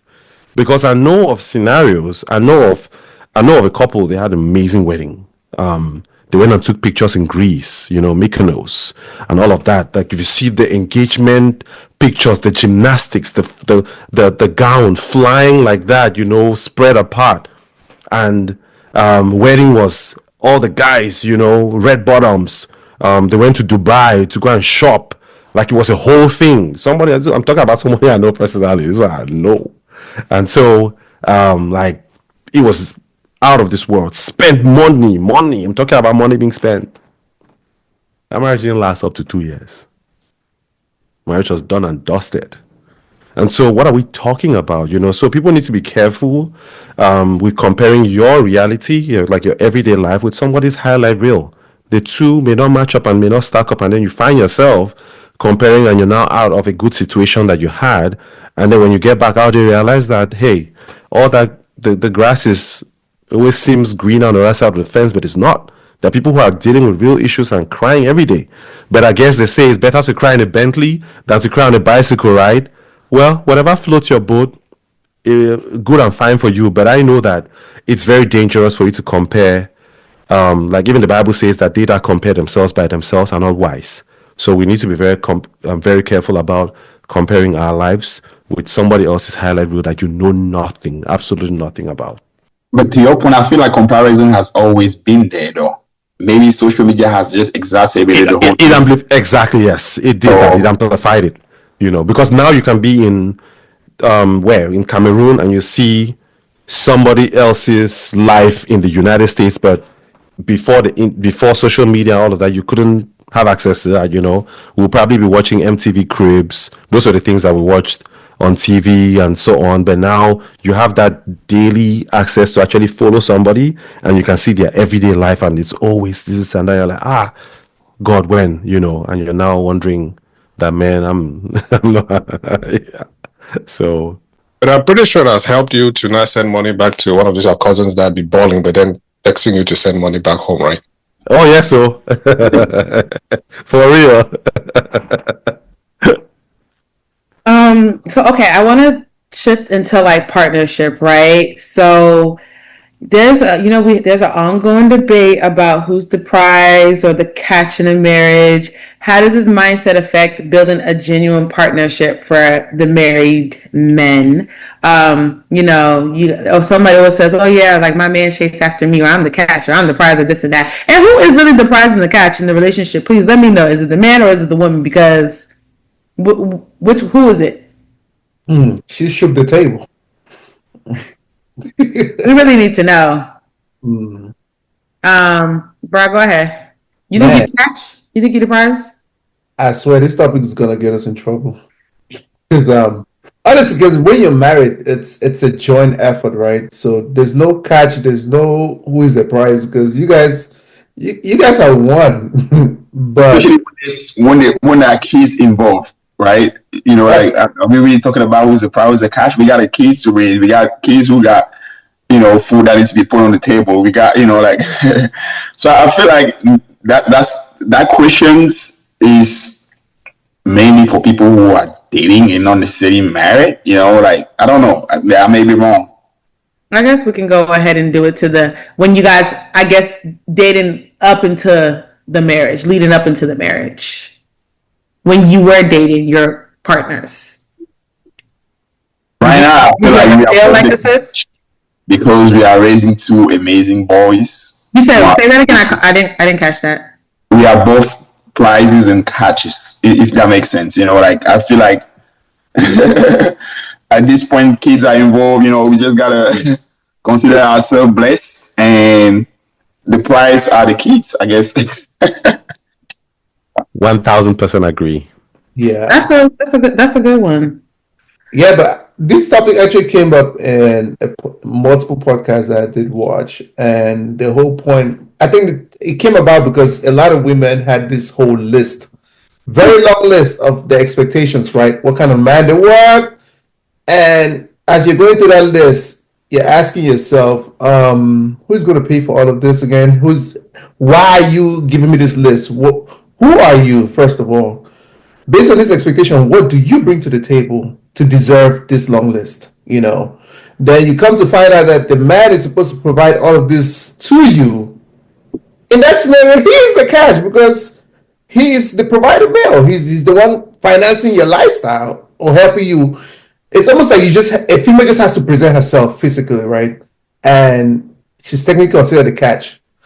And even on the wedding day, the bride is technically the catch because weddings are about women. Weddings are for women, and that's why most people look at it as the woman might be the prize and the catch because you go pay for us Africans that come from Cameroon and most African countries, right?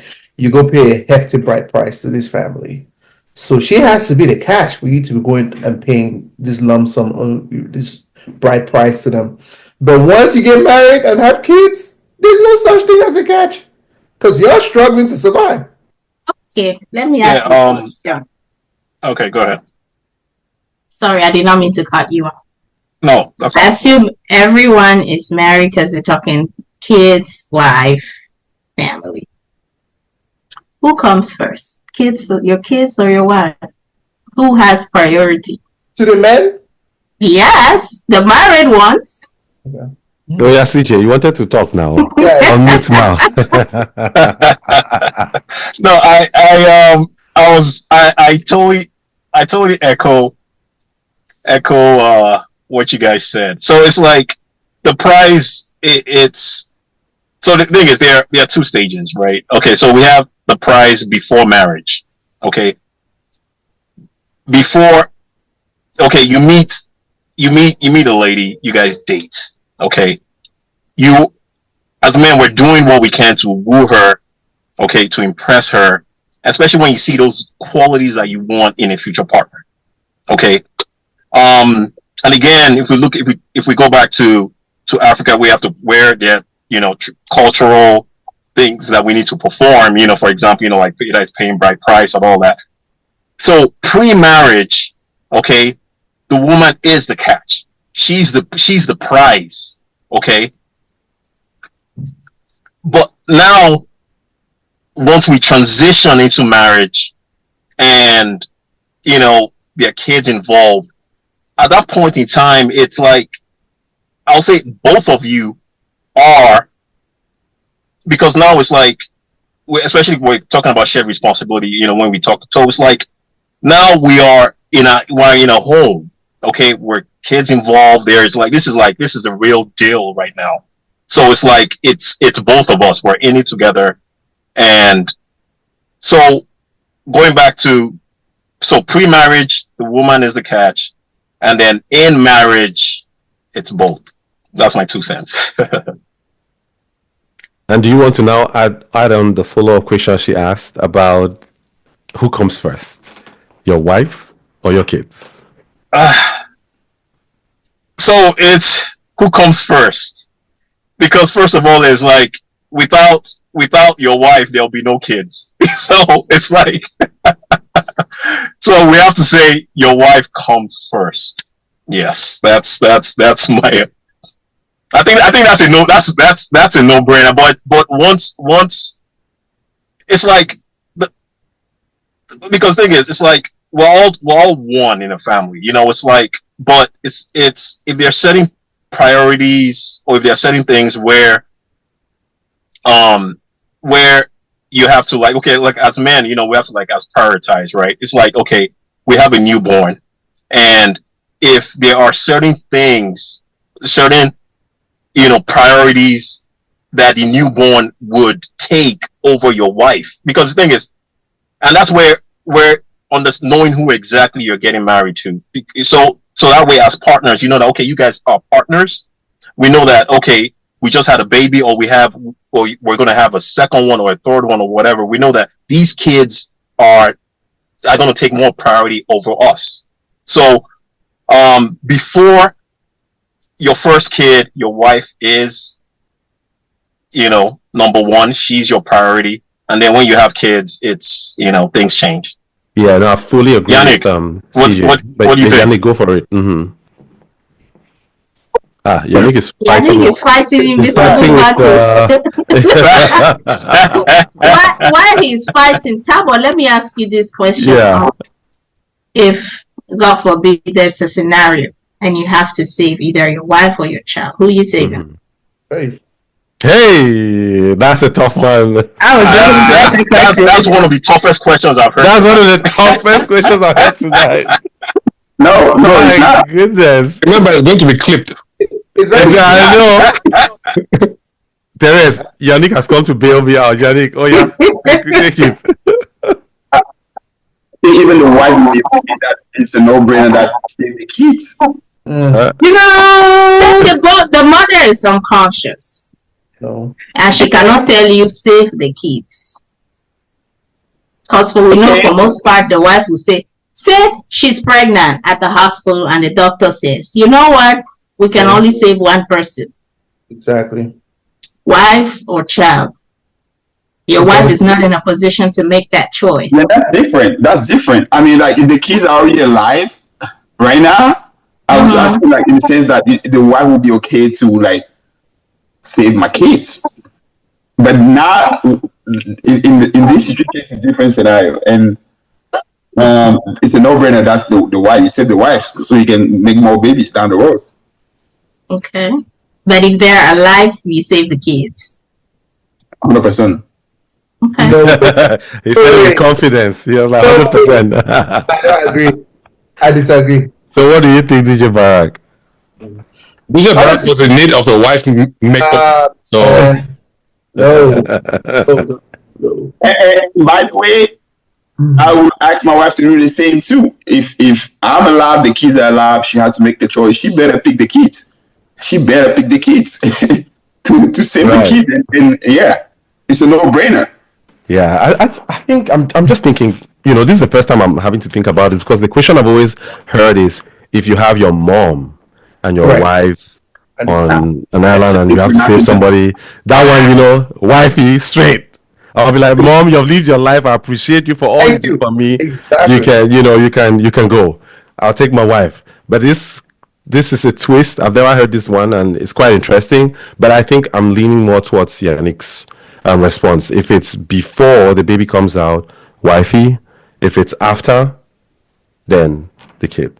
What's after 1 year old? So, like he said, oh no, I mean, as long as the child is, alive now, like as long as the child is alive. Are we talking about a baby being in the woman's stomach, or we're talking about kids?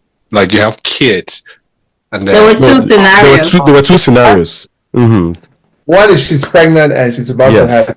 She loses the child, or the mom has to. Yes, so we're saying that mom, in that case, you prioritize mom, and then in the second scenario, prioritize the child.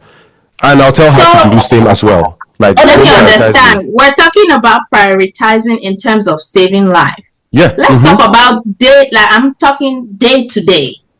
Oh, okay. Or your child has some, and your wife, is upset. Or like how? Who do you make your? Who does your energy go more towards? The kids. What? Okay. Oh man, yeah.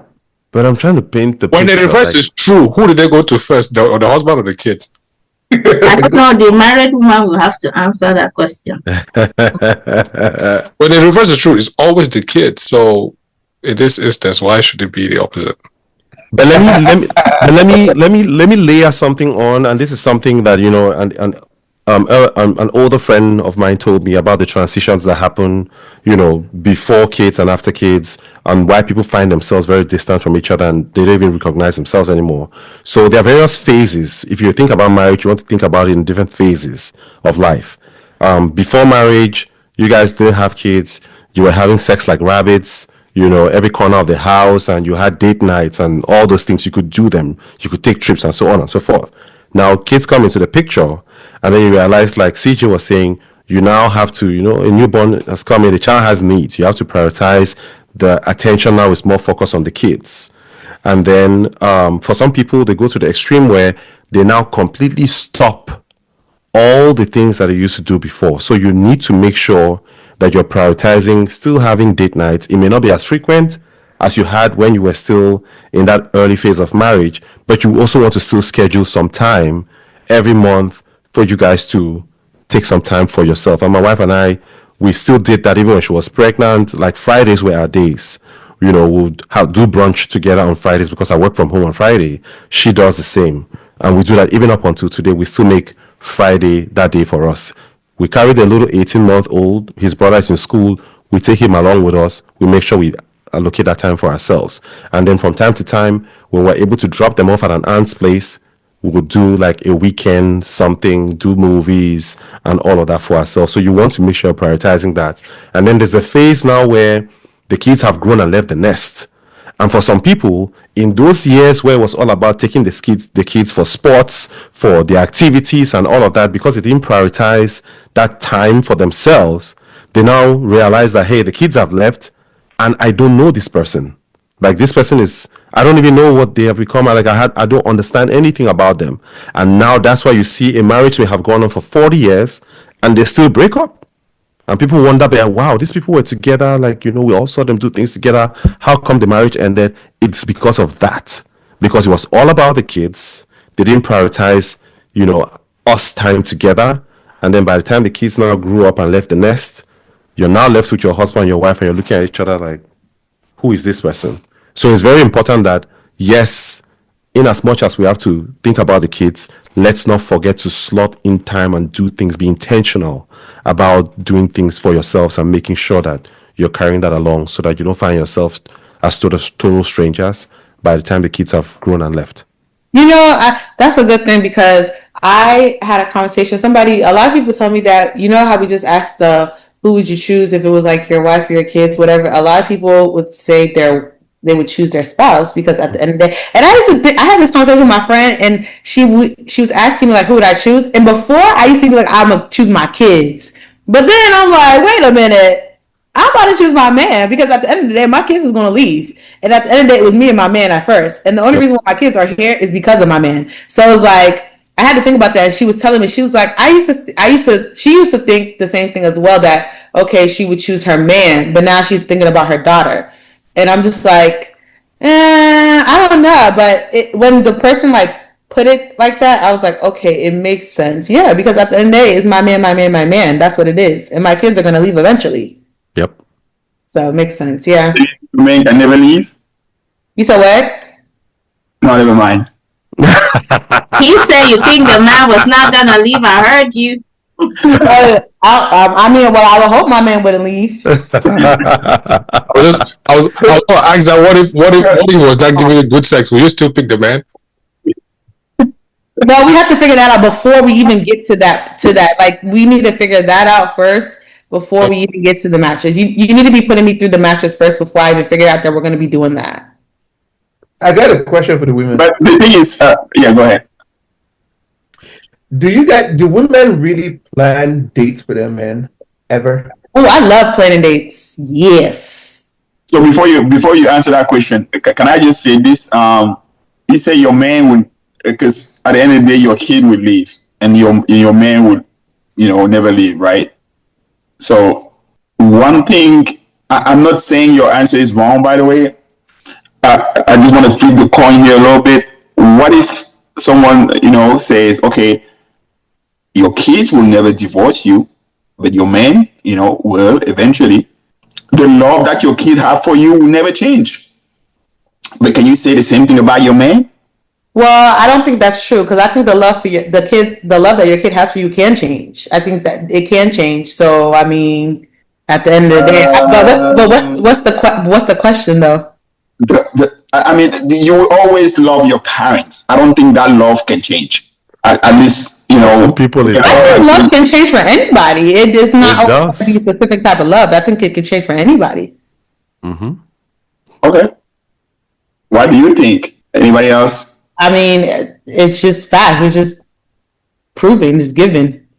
Yeah, for some people, though, I've seen it change. Like where they grow up and they don't want to even associate with their parents. They don't want to do anything for them. They want to do, in spite of all what their parents did for them. Like, yeah, they're happy to put them in what's they call the home care instead of having their parents live with them. They're more than happy to just put their parents there because they don't want to live with them and stuff. I've seen real scenarios. Like when you see things that are happening out here, you're like, wow. So yeah, I've seen scenarios where the kids grow up and they're like, I don't want to do anything with my parents, and they don't care about Jack. Yeah. Yes, how I see it. As much as I'm not married. Let me put that disclaimer out there before. But this is how I see it, and I hope that it will translate if my time comes. This is somebody that I get to do life with. My kids is who I do life for. There's a difference. The love a parent has for a child, as unconditional as it is, you cannot help me when I have grown-up problems. So if I am not watering the garden with my partner, where does that leave me? I'm not about to call you at night to solve my issues. I'm not about to use you as a resounding board. You're a child. But this is someone I get to do life with. If I am not prioritizing that person, I'm not saying forget about your kids. But if I'm not prioritizing my soldier in arms, I think I'll be missing the point completely. Interesting. Thank you. Thank you for that. Anybody else? So to that, right? I'm kind of curious. Last episode, the ladies mentioned they would love for their dads to be vulnerable. Now, saying this, does it contradict what you said last time, or is that still in line to what you said? Where did you get contradiction from? As much as you want them to be vulnerable, as in terms of because last episode, you're still a kid. You know what I mean? Like, what would you understand about vulnerability? Like, if you really want that to be vulnerable, how can you help that parent in that moment? Like, it's something that I've been playing in my head, and I'm trying to understand. Like, you as an adult, you can ask that, but as a kid, how do you want that to translate? How do you want them to understand that? And then to what you're saying right now is, why don't you do life with your kids? Why is it 4? Why can it not be both? But to answer if I understand you, you're saying, and I think I remember what I said, that more like being vulnerable with your children helps them with emotional intelligence. And I think that's what you're referring to, what I said, right? It still stands. Yep. But like I mentioned last time, with kids, it's about modeling that character. That's what it is about with kids. And how you model those things is they see you. I feel this is how I see it. If they see you and mom disagree on something, they should see you to reconcile, agree to disagree, or come to a conclusion. Whatever that thing is, they should see the end product of that. That's modeling vulnerability. That's modeling emotional intelligence. Now, I'm not saying they should have every fight in front of them, but if they do catch a glimpse, which will happen, of you guys arguing, some form of it you can come and say, no, mom and dad argue about, we talked about it with this. It models, if there's an issue, we talk about it, and we come to a resolution. They keep that in their head. They don't need to know what's going on. Another thing I also said last week was, if dad is angry, you should be able to communicate at some level. There's lessons that can pass at different stages in a child's life.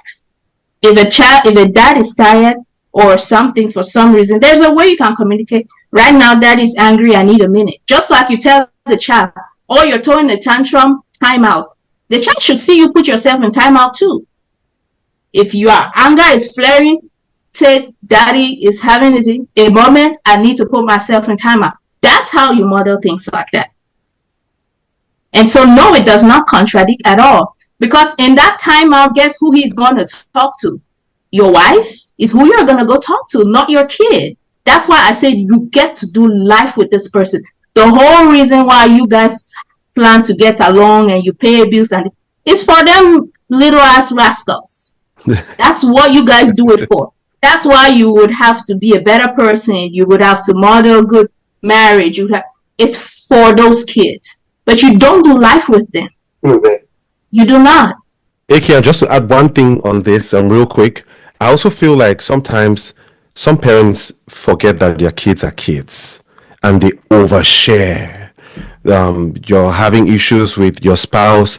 You are trying to have your child be the one who is your counselor. No, stop it.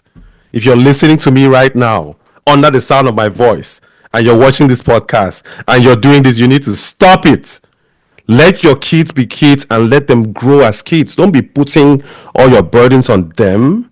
Like, you're forcing children to grow up. You know, like, let them. Repeat it for the people in the back. Yes. That's a touchy spot for me because I was that child. There you go. And that is, you don't do life with me. Yeah, don't do life with your child. No. Please. I get it. I was that child too. Like, I am not your family therapist. Yeah. You know about things you have no business knowing. I didn't ask to hear about it. I understand that you're stressed right now, and now it's gotten to a point where I've like told them like I'm in a whole like I told them I am in Texas. Your Maryland issues have nothing to do with me in Texas at all whatsoever. Like, I don't want to hear about it. I don't know what to tell y'all. Y'all figure it out. That's just what it is. I'm sorry you're going through this right now, but that is not my problem. Yes.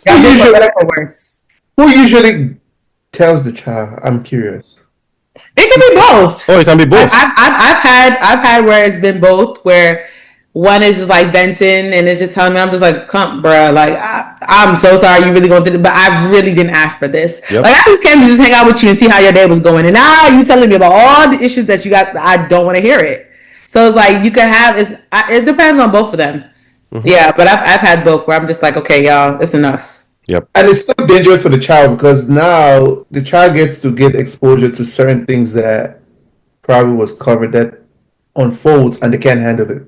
Yeah. Or they get their parents, one of the parent, right? Because they said something ridiculous, something really bad, and they can't stand the other parents, and that's how the disconnect now happens. They don't want nothing to do with them. Yes. Yeah. Mm-hmm. But fortunately for me, it only happened as I was getting older. So as I'm getting older, I'm like, okay, you know, like, and there's some people that it was since they were young. No kidding. Like I said, fortunately for me, luckily, I didn't have to go through all of that. It's as I was getting older. So it's like, okay, I could kind of, I don't have no resentment towards my parents or anything like that. I'm just like, whenever they talk, I'm just like, all right, y'all figure it out. That's your man, that's your woman. Y'all figure it out. Yeah. Yeah. But I do know there are people that have, there's people From that a young have, age. that's trauma. Yeah. That's, It is. so. Yeah. What if your parent comes to you and said, your brother is not your brother, your sister is not your sister? I'm like, so who this person? Right. So who this person? I mean, what's he keep hiding? Is your stepbrother, stepsister? Okay, see my brother. It's still your brother. Question. Right. Yeah, next one. Moving on. Which means they were eating okra and ogun. You deal with it then now. Okay. I don't know about y'all, man. Yeah. But me, I love to hear things like that because that only makes my parents human to me. And it also helps me kind of see what the future holds. And when that time comes, if and only if such a situation presents itself, at least I can say I have notes to refer back to, right? And something like that. Or if a friend has a similar situation, at least I have a story to tell. But me personally, I love to see them be human and not act like superheroes. As an adult, though, not as a child. Thank you. That's what I was going to ask. Trust me, that's part of why I am in therapy. You do not, that is not an information a child should know. That's the point. As a grown up, you can be able to sort it. Say what now? I'm saying here, let kids be kids, regardless of how you want to put it, whether you want to be, because at some point in time, whether you like it or not, say you want to draw a line and say, oh, these are the boundaries of how I'm going to do vulnerability with this kid. There's going to come some point in time when you're going to let some things slip between the cracks. So to me, I think you let that kid be a kid to a certain point before you start exposing them to certain things. Yeah, slipping through the crack is different from sitting a child down and unloading on that child. Those are two different things. I agree with you. Not majority of folks get things offloaded on them, and not majority of folks the opposite, right? I'm just saying that in general, parents in general should let kids be kids, regardless of where they are in the world, whether they are less, they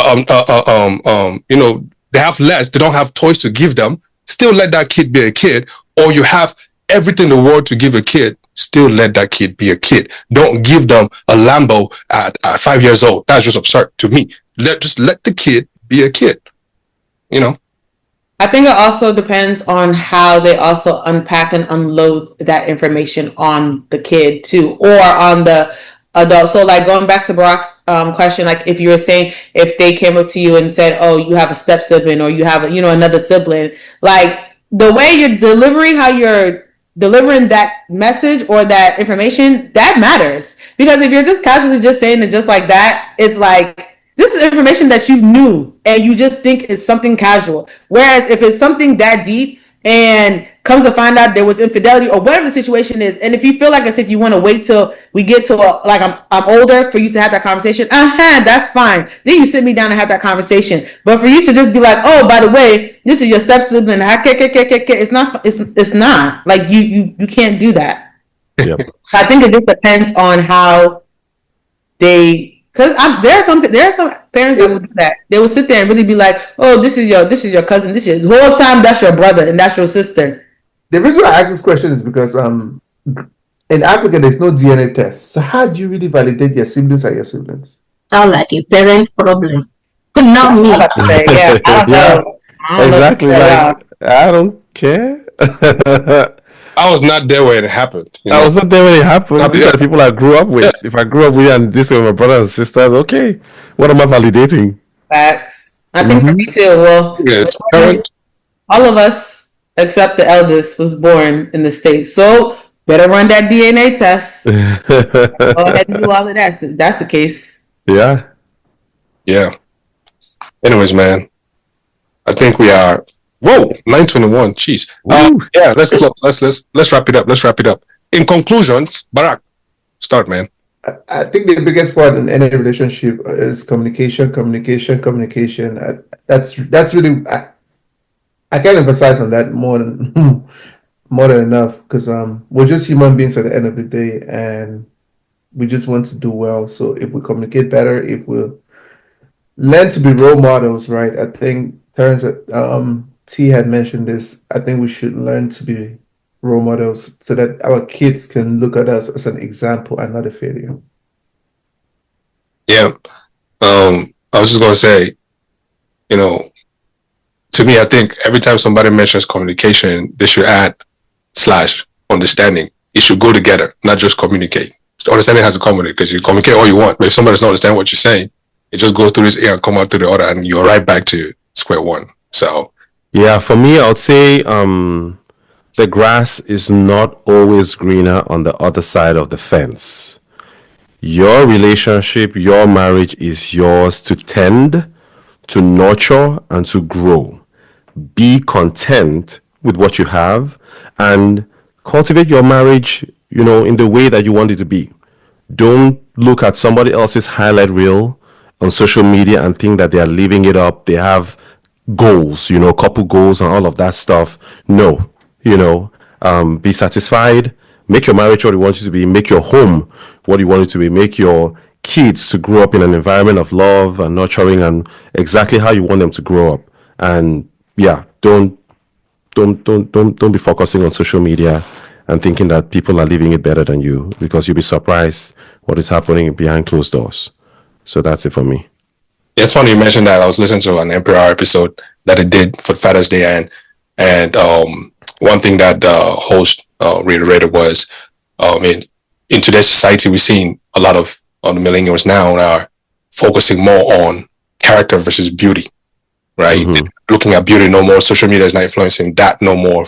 For them to focus on beauty and ignore character. So they're going for character versus beauty now to, when they're looking at marriage and all these things. So when it comes to validation, right, is you don't need society to validate who you are, the values or your morals that you stand for. Okay. Whether,